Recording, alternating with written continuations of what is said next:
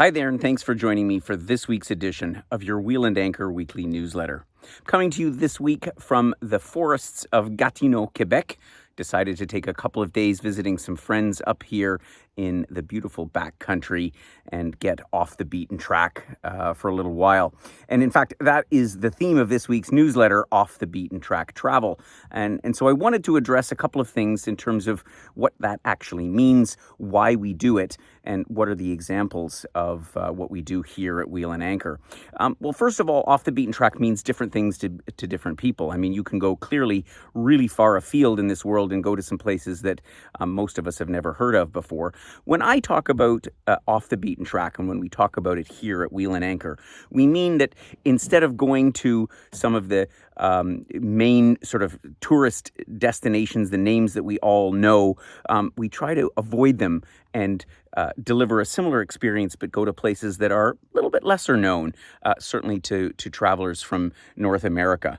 And so let me give you a couple of examples, or let me first of all talk about the reasons why we do that. Well, first of all, the obvious one is avoiding tourist crowds. We read about it in the media all the time. Tourist masses are at their greatest numbers, certainly since the pandemic, and in many cases even before the pandemic. And the touristic figures are as high as they've ever been. But secondly, and this relates to the first problem, what we found is that the demand for travel all over the world has put a tremendous pressure on the industry and our ability to negotiate for rooms at the kind of places that we like to stay. And we like to stay, quite frankly, also at off the beaten track type of accommodations because they have a lot more charm. And yeah, I think it's pretty obvious why we would prefer that over the usual tour group style of hotels. And talking about where we're talking about specifically in Wheel and Anchor, and I just want to give you a couple of examples. If you look, for example, obviously the three main touristic sites in Europe: London, Paris, Rome. You won't really find them in any of our itineraries. We do have a night in London, for example, to gather people for our trip to Cornwall and Devon.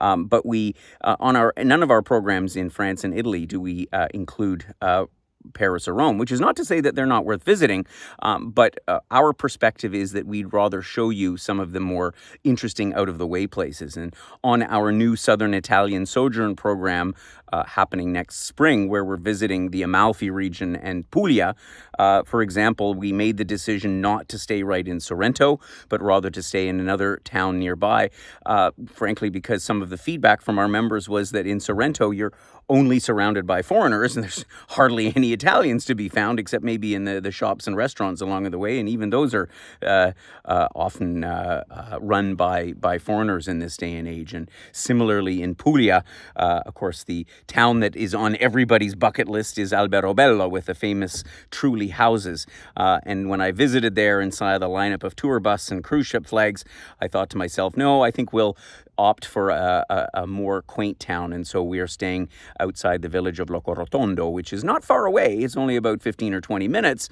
And so we'll certainly visit some of these places, but we're going to try and opt for the out of the way, the off the beaten track type of places.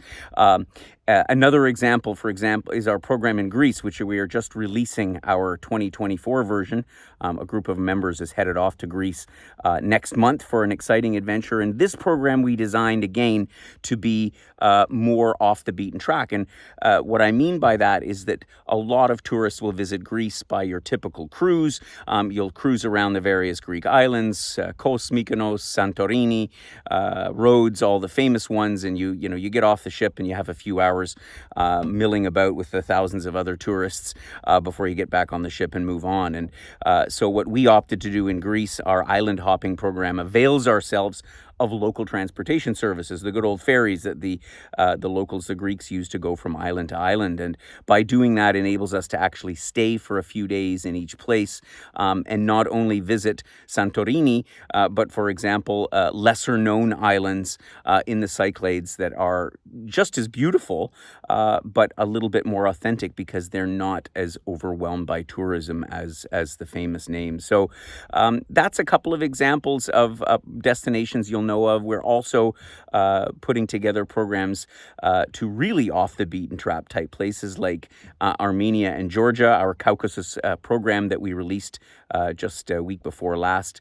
An amazing exploration through countries that are nestled between the Black Sea and the Caspian Sea on the south side of the Caucasus mountain range. And again, often most people don't even think about visiting, but I know from our first trip there some years back, we had an incredible time and it exceeded everyone's expectations. So those kinds of trips are on the roster as well.